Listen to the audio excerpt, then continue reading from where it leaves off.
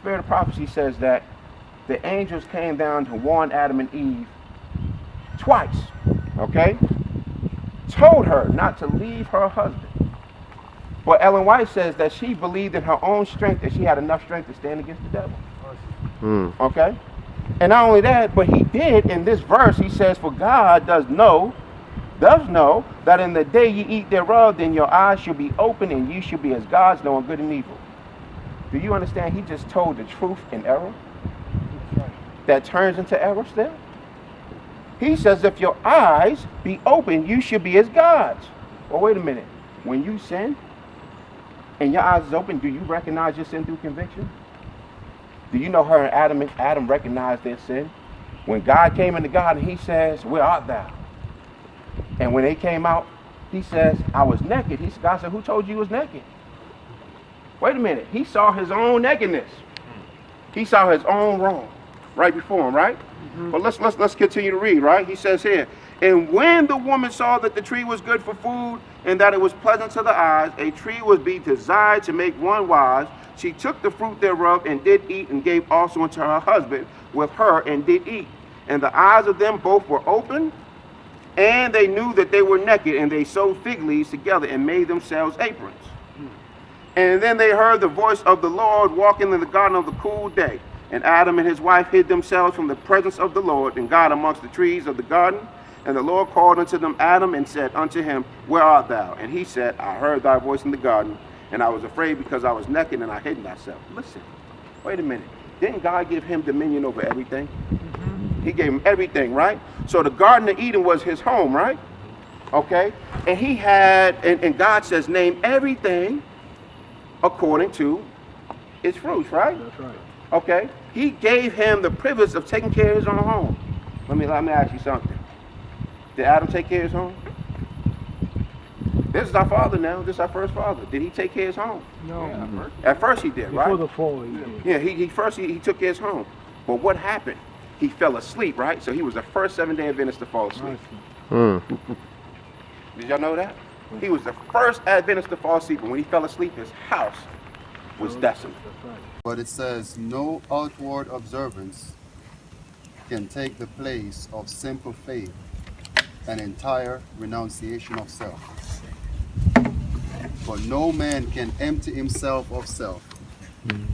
We can only consent to Christ. No man can empty himself of self. We can only consent for Christ to accomplish the work.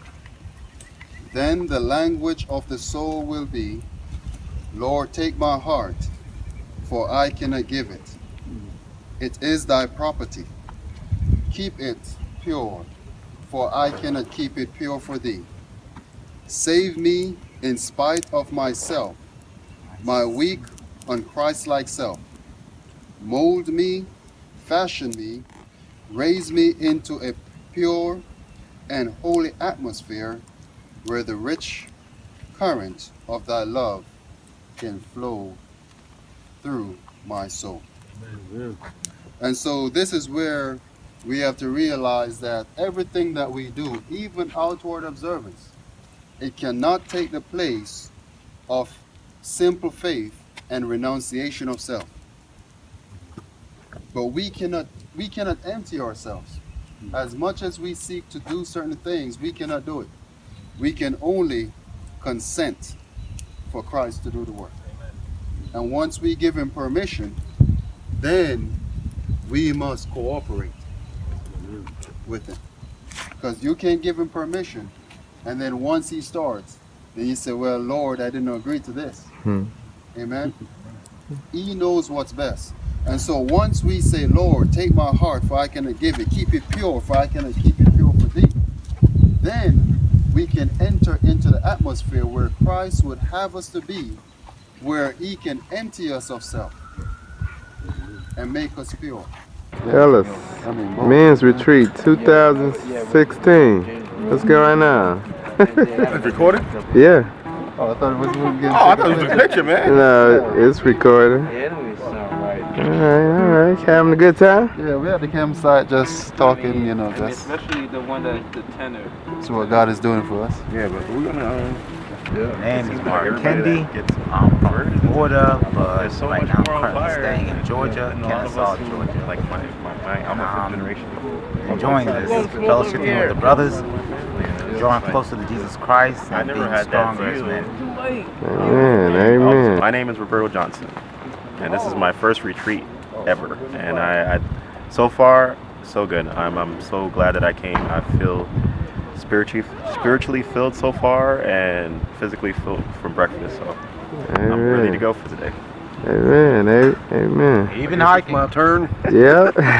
I'm Dwight Hannawalt. I've been friends with Manuel for about 6 months now on Facebook. And he invited me to this retreat, and it's going to be a real spiritual-filled retreat, and I'm learning new things. And want to learn how to be a better father and a better husband. In my past, I wasn't, but I go from here. I go forward. I don't look at my past. Amen. Thank Amen. you for inviting me. Oh, yeah. Amen. Who is this guy? Daniel, I'm from Fairbanks, Alaska, although I am currently staying in Newmarket, Alabama. And like Emmanuel said, this is Men's Retreat 2016. It's been a learning experience. I think it took all of us to figure out how to start a fire and put up a tent, but you know what, it's been an awesome experience as far as how to be better brothers, husbands, and sons, and motivate each other, and especially outreach to our children. So, I mean, this is my first men's retreat ever, and I'm looking forward to the next one. When you see creeping compromise, when you begin to see the enemy at that gate, brothers and sisters, you got to show yourself a man. You got to be able to stand. You got to be able to say, wait a minute, we have a standard. The Bible has a standard, and we cannot tolerate these things.